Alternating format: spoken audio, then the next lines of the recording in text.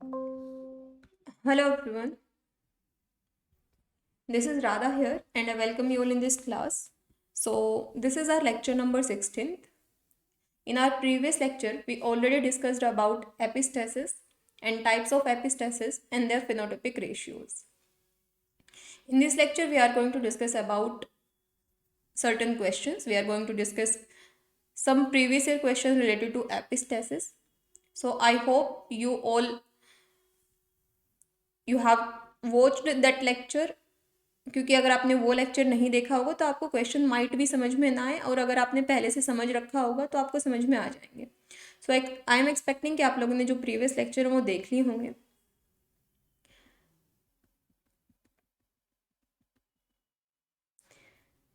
सो ये क्वेश्चन देखिए. इस क्वेश्चन में एक तरफ आपको टाइप्स ऑफ एपिस्टेसिस दिए गए हैं and on group second phenotypic ratio आपको दिए गए हैं. तो अगर आप लोगों ने लेक्चर देखा होगा, अगर आपको रेशियोज याद होंगे एपिस्टेसिस के, तो आप आसानी से क्वेश्चन कर जाओगे. देखिए, हमने टाइप्स ऑफ एपिस्टेसिस में एक हमने डोमिनेंट एपिस्टेसिस देखा था. डोमिनेंट का क्या रेशियो बताया था मैंने? 12:3:1. रेसेसिव का क्या बताया था? रेसेसिव का मैंने बताया था 9:3:4. डबल रेसेसिव का क्या बताया था? डबल रेसेसिव का मैंने बताया था 9:7. डबल या डुप्लीकेट रेसेसिव जिसको बोलते हैं, राइट. तो इसमें इन तीन रेशियो को मैच कर लो, आपका आसानी से यहाँ पर आंसर आ जाएगा. तो रेसेसिव एपिस्टेसिस का कितना होता है? 9:3:4. देखिए कौन से ऑप्शन से मैच कर रहा है. फोर्थ वाले से मैच कर रहा है. तो पी का 4 देखिए कौन से ऑप्शन में है. इसमें नहीं है. पी का इसमें 6 दिया गया है, बी में दिया गया है. तो एक ही मैच से आपका पूरा क्वेश्चन जो है वो सॉल्व हो गया. ठीक है.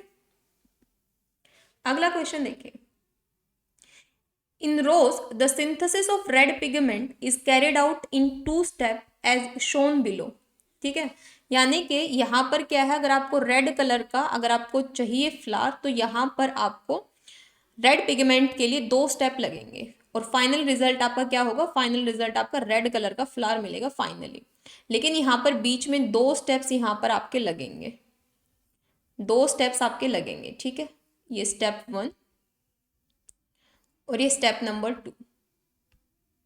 2 स्टेप आपके लगेंगे. तो यहाँ पर क्या बोले? Conversion take place by the product of gene A. यानी यहाँ पर 2 जीन यूज होंगे. जीन ए का प्रोडक्ट कुछ मिलेगा, फिर जो इसका प्रोडक्ट मिलेगा जीन ए की वजह से, उसको फिर जीन बी जो है, ये जीन बी यहाँ काम करेगा. 2 जीन यहाँ काम करेंगे.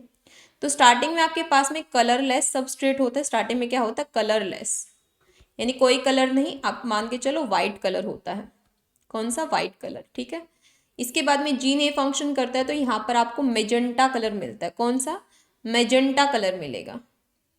जीन बी काम करता है तो फिर मेजेंटा कलर रेड में कन्वर्ट होता है. यानी पहले आपके पास में कलरलेस था, उसके बाद में फिर आपके पास मेजेंटा कलर का फ्लावर बना. ये मेजेंटा कलर के फ्लावर के ऊपर जब जीन बी ने काम किया, पहले कैसा था? पहले था कलरलेस.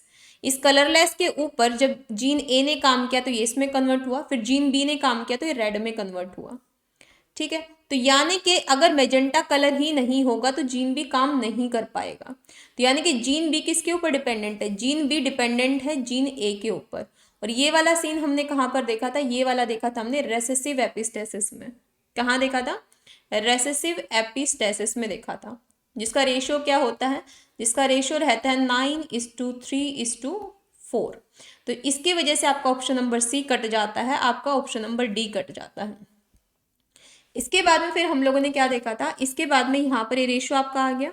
उसके बाद यहाँ पर जो फाइनल रिजल्ट रहता है आपका, जो जीन बी काम करेगा, तो रेड प्रोडक्ट का नंबर आप जब भी देखोगे हमेशा ज़्यादा रहेगा, यानी 9 रहेगा, हमेशा ज़्यादा रहता है. ठीक है. इसके अलावा जो इनिशियल जो आपके पास में कलर होता है वो सबसे कम रहेगा, यानी कि वो 3 रेशियो. ठीक है. 3 ही फिनोटिपिक रेशियो आपको उसके मिलेंगे. ठीक है. मिड वाले का ये. ठीक है. तो यानी कि यहाँ पर आपका रेशियो रहेगा 9:3:4. 9:3:4, जिसमें कि फाइनल प्रोडक्ट जो हमारा रेड है, तो फाइनल प्रोडक्ट हमारा रेड है तो सबसे ज़्यादा रहता है रेड, और सबसे कम रहता है इनिशियल प्रोडक्ट जो कि होगा हमारा कलरलेस. ठीक है. तो यहाँ पर अब 9 रेड हो गए, 3 कलरलेस हो गए, 4 मेजेंटा हो गए. सॉरी, यहाँ पर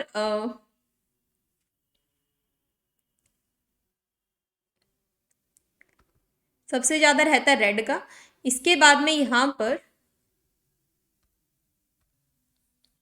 ये जो कलरलेस है इसका रहेगा इसके बाद में, जो इनिशियल प्रोडक्ट होगा सबसे ज़्यादा, जो फाइनल प्रोडक्ट है ना उसका सबसे ज़्यादा रहेगा फाइनल प्रोडक्ट का।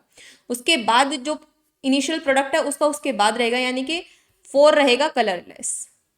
ठीक है, क्योंकि इनिशियली फ्लावर कैसा था, कलरलेस। तो सबसे ज़्यादा जो नंबर है वो फाइनल प्रोडक्ट का है, उसके बाद में जो उससे कम नंबर होगा वो कलरलेस का होगा, यानी कि वो इनिशियल प्रोडक्ट का होगा। तो इनिशियल प्रोडक्ट कलरलेस और फाइनल रेड है, तो रेड का 9 रहेगा और इनिशियल का इसके बाद है हमारा रेशियो 4 और बीच वाला 3। तो ये होगा 9 हमारे रेड पिगमेंट है, 4 हमारे कलरलेस है और 3 मेजेंटा है। तो इसका ऑप्शन नंबर 1 क्लियर होगा। तो ये ध्यान रखना कि फाइनल प्रोडक्ट का नंबर सबसे ज़्यादा होता है, उसके बाद जो नंबर है वो इनिशियल प्रोडक्ट का होगा। ठीक है, ऐसा ही एक और क्वेश्चन हमारे पास में, ये देखिए, the pathway that determine blue petal colour is controlled by 2 enzyme encoded by gene W+ and M+। यानी यहाँ पर फाइनल कलर कैसा आपका ब्लू, फाइनल कलर कैसा आपका ब्लू कलर है, ब्लू कलर आपका फाइनल कलर है। इसको 2 एंजाइम कंट्रोल करते हैं, कौन सा, W+ और M+। कौन से 2 एंजाइम कंट्रोल करते हैं, W+ और M+। ठीक है, W+ और M+ इसको कंट्रोल करते हैं। इसके बाद में फिर क्या लिखा हुआ है यहाँ पर, इसके बाद में यहाँ पर है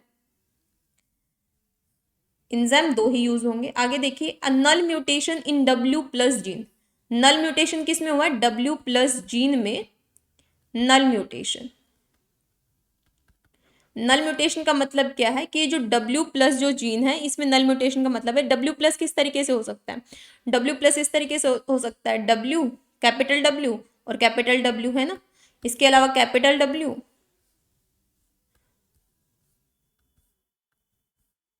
कैपिटल W और स्मॉल w, ये हो सकता है। नल म्यूटेशन का मतलब ये दोनों में से कोई कंडीशन ना हो के,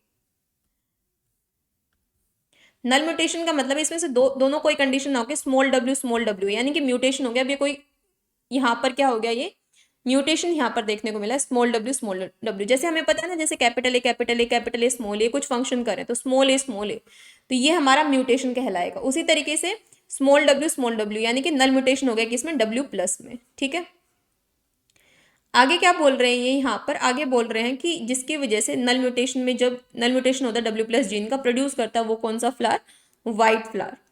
where as a null mutation in M+ gene produce magenta flower, और M+ जीन जो है उसमें म्यूटेशन रहा तो मेजेंटा फ्लावर रहेगा। तो यानी कि अगर मान लो यहाँ पर 3 कलर आपने सुने हैं, कौन कौन से, a white flower is cross to magenta flower, यानी 3 कलर, एक तो व्हाइट है, व्हाइट फ्लावर है। जब W+ जीन में म्यूटेशन होता है तो व्हाइट फ्लावर रह जाता है। W+ जीन का मतलब क्या है कि W+ जीन ने काम करना बंद कर दिया, यानी इसे म्यूटेशन हो गया, तो क्या रह गया, ये रह गया स्मॉल w, कुछ काम नहीं करेगा। तो फ्लावर है ना, जब ये फंक्शन करना बंद कर देता तो ये कलरलेस ही रह जाता है, व्हाइट ही रह जाएगा जब ये फंक्शन नहीं करेगा। अब मान लो ये जीन ही फंक्शन नहीं कर रहा तो आगे कलर कैसे आएगा, ये व्हाइट ही रह जाएगा, वही ये कहना चाह रहा है। लेकिन अगर ये फंक्शन कर लेता है तो फंक्शन करने के बाद में कौन सा कलर देता है, ये प्रोड्यूस करता है मेजेंटा। कैसा प्रोड्यूस करता है, मेजेंटा। लेकिन इसके बाद में काम करता है कौन, M+ जीन, और M+ gene finally blue colour दिलवाता है। लेकिन ये बोल रहे हैं यहाँ M+ जीन में भी म्यूटेशन हो गया है, M+ जीन में म्यूटेशन हो गया, इसका मतलब नल म्यूटेशन हो गया, यानी कि M+ जीन भी स्मॉल m में कन्वर्ट हो गया, किसमें, स्मॉल m। ठीक है, तो यानी कि जब M+ जीन में म्यूटेशन हो गया तो ब्लू नहीं रहेगा, क्योंकि फंक्शन नहीं कर रहा M+ जीन, तो मेजेंटा तक ही रह जाएगा कलर, ये कहना चाह रहा है क्वेश्चन। ठीक है, तो आगे बोल रहे कि इन्होंने क्या किया, इन्होंने क्रॉस किया, white flower is cross to magenta flower and all F1 progeny have blue colour. इन्हें व्हाइट फ्लावर को क्रॉस किया है मेजेंटा फ्लावर के साथ में, और जितने प्रोजेनी हो blue colour. If F1 progeny are self, what will be the phenotypic ratio of progeny. पहली बात तो इससे हमें ये समझ में आ रहा है कि व्हाइट मेजेंटा में कन्वर्ट कर रहा है W+ जीन। ठीक है, इसके अलावा मेजेंटा से M+ में कन्वर्ट कर रहा है M+ जीन। अगर इनमें म्यूटेशन हो जाता है तो फिर वहीं पे कलर वहीं पे स्टॉप हो जाएगा। तो यानी कि यहाँ पर डिपेंडेंसी है कि मेजेंटा नहीं बनेगा तो ब्लू नहीं बनेगा, यानी M+ जीन डिपेंडेंट है किसके ऊपर, कि W+ मेजेंटा बना के देगा उसको। और ये कंडीशन हमने देखी थी रेसेसिव एपिस्टेसिस में, किसमें, रेसेसिव एपिस्टेसिस में, जिसका रेशियो रहता है हमारा 9:3:4। और मैंने क्या कहा था कि जो फाइनल प्रोडक्ट रहता है उसका रेशियो सबसे ज़्यादा होगा, तो 9 होंगे ब्लू, इसके बाद में इनिशियल प्रोडक्ट हमारा व्हाइट कलर का था तो व्हाइट रहेंगे 4। तो देखो ये भी किससे मैच करा, बीच वाला जो है वो 3 रहेगा। तो देखो ये कहाँ मैच करा, 9 ब्लू और 4 वाइट, 3 मेजेंटा। तो ये होगा हमारा ऑप्शन नंबर डी। क्लियर है? Next question. In roses 2 pathway combine to produce orange coloured flower in wild type.